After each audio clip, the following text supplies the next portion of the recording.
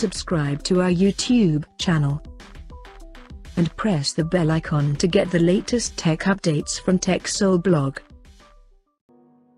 After launching Vivo X60, X60 Pro and X60 Pro Plus, the company has now launched another smartphone under the same lineup in China called Vivo X60T. Talking about the specifications, the Vivo X60T features a 6.56-inch Full HD Plus AMOLED display with 120Hz refresh rate and 240Hz touch sampling rate. The screen supports HDR10+ and it has a tall 19.8:9 aspect ratio. Under the hood, the phone comes powered by MediaTek Dimensity 1100 chipset paired with Mali G77 MC9 GPU.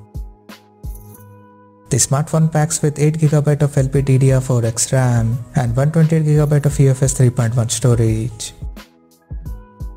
As per the camera, the Vivo X60T supports a Zeiss powered triple camera setup on the rear in a rectangular module at the top left corner that includes a 48MP main camera with f1.79 aperture plus 13MP ultra wide angle lens with 120° field of view and another 13MP portrait lens with f2.46 aperture.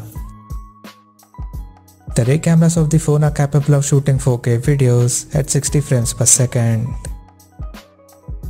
For selfies, it has an 32MP camera under the hole punch at the top center with f2.45 aperture. On the software front, the handset runs on Android 11 with Origin OS skin on top. The device comes equipped by 4300 mAh battery that supports 33W fast charging.